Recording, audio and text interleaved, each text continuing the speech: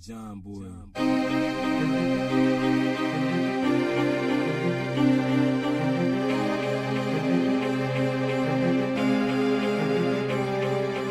Lessons from the screen, what we mean is we go through different documentaries to tell you what they gon' do. Give you our lessons, give them our blessings. If they trash, we tell you there is no second guessing. Knowledge is power, but time is precious, and we're here to keep you from them lessons. So sit back as we groove, giving you the review, so you only spend time on the docs that you need to. So sit back as we groove, giving you the reviews, so you only spend time on the documents, the documentaries, the current events, the books, anything that you can get from any particular screen of any kind that you need to. We waste our brain power, our time, our energy, so that you don't have to. You're welcome. Lessons from the Screen is brought to you by PackSync through the Freedom Train Network. You can find us on www.freedomtrainradio.com or on iTunes or Google Play Music or Stitcher. Be sure to head to all of those places, give us a review, and then turn around and be sure to head to www.packsync.org to show some love and support for our sponsors. PackSync is a black activist and advocacy organization focused on developing the black community through a shift in culture, education, and economics. And as always, Lessons from the Screen has a frame of reference and perspective that is aligned with that of the black community. So the things we talk about will be looked at with the racial component involved and with some lessons that could be used to improve the community should you so desire. This week on Lessons from the Screen, we will be talking about the 2018 State of the Union address given by Donald Trump after his first year in office as the president. We will be breaking down what was said and what wasn't said as it concerns black people. And we will also be addressing any takeaways and in general, just covering any relevant points to our community. On this episode of Lessons from the Screen, we cover the State of the Union. So the way we're going to do this, since we've never done a speech before, I'm going to outline how we're going to do this. And the way we're going to do this is basically I'm going to go through some of the claims, not all of the claims, but some of the claims that I think are important for black people. And then I'm going to give my opinion on the claim. And we're just going to do that as we roll through the speech. Now, I'm not going to address every claim. And I'm not even going to address every claim that I think is significant for black people because we want to keep the show to around that 20-25 minute mark. But I am going to address some of the claims that I feel are important to black people.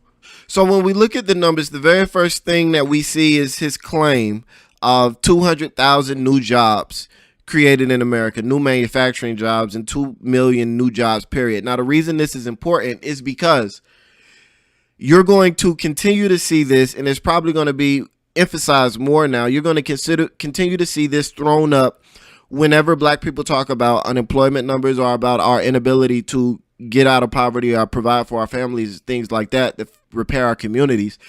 They're already doing it, but now look for it to be an increased tick of them saying, well, there are 200,000 new manufacturing jobs that you could get, or there are 2 million new jobs in the economy you could get, without digging deeper into the numbers and talking about whether these are high skill tech positions or all of the other positions that lead into other avenues of education and indeed needing to not be in poverty to even have access to those things. So that is significant. And the other part of this whole thing, all of these economic numbers that are significant, is that all of these numbers started increasing under President Obama. And we know that the way history is whitewashed, and let me say this, we know that all presidents either take credit for or pass blame to the previous administration, whether or not it's due. But we also know that the way history is shaped, the person that takes claims for something most recently is usually the person that gets credited with those claims. Even Bill Clinton took credit for the economic boom he presided over that was actually started because of some of the actions of Bush Sr. and that Congress that he had working with him. So if they did it to Bush Sr., then you can only imagine how ready they are to forget about the things that Barack Obama has done. And this again is important because with the whitewashing of history, they strengthen their historic economic power and their historic standing, period, culturally, and they diminish ours. And it continues a system that has us not feeling proud of who we are and feeling like we haven't accomplished anything. So however you feel about Obama, it is significant that the good things that he did remain his. Now, moving forward, the next claim is rising wages after decades of stagnation. And this one actually falls largely in line with the last points that I just mentioned about it being started under Obama. And wages have actually been on the rise since 1996. Generally speaking, they've been on an upward trend. They just haven't kept up with inflation, and that still holds largely true even in these modern times. But the most recent upward tick actually began under Obama. And if we want to dig deeper into it, the fourth quarter, Trump's fourth quarter of his first year actually wiped out all the gains that he made in the first three quarters. So, you know, that's another thing that I think it goes back to what I mentioned before about needing to protect the accomplishments of a black president, and about these types of numbers being thrown in our faces to minimize or invalidate our claims about having to face social, racial, and institutional barriers to our success and our ability to climb out of the situation that we find ourselves in. Now, this is a significant one as well, and it falls into that same bracket, but the unemployment claims have hit a 45-year low, and black unemployment is the lowest ever recorded.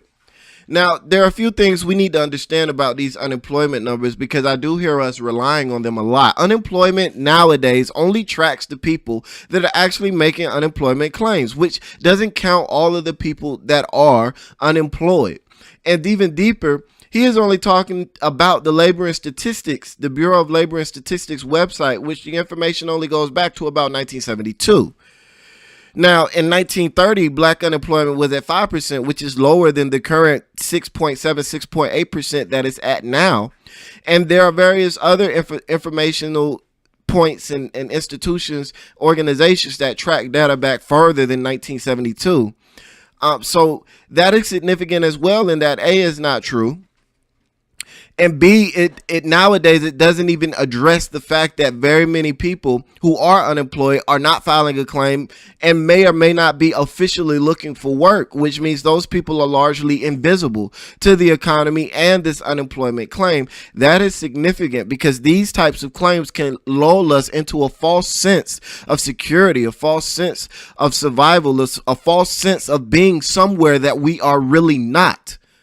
And it is a great way of ignoring the plight of a significant portion of our community and the plight of our economics as a community as a whole. So that is definitely something we have to pay attention to and not get caught up in these numbers and things of that nature. And again, unemployment numbers do not tell the story of those people who are unemployed, which are underemployed, which underemployment is a major issue within the black community. When you look at our educational attainment statistics and compare them with our income rates and the jobs we have, they do not match up. And I'm not a fan of comparing us to other communities, but in some senses, it does give us a reference point for what the value of these degrees and things are. And our numbers aren't matching up. They aren't comparing very well, but even if they were, they would still not be significant for me. And that's a larger metric that I think we need to take into consideration. Are the numbers good enough for us? Not how they compare to other people. Are they good enough for us? And if the answer is no, we could be doing the best of anybody in the world. But if they aren't good enough for us, then we need to work to improve those numbers. Unemployment, employment, underemployment, overemployment, wages, educational attainment, all of these things, we need to evaluate them on how do we feel about these numbers, not how do these numbers stack up against other people. So moving on, he went into the biggest tax cuts in history, which is not true. That's a total lie. And this is interesting because President Obama presided over two larger tax cuts, one in 2010 and one in 2013. with the one in 2013 being the largest one in history when using inflation adjustments, and the one in 2010 being second. Now, there are caveats to those numbers, but still, the numbers are the numbers. There isn't much you can say about that.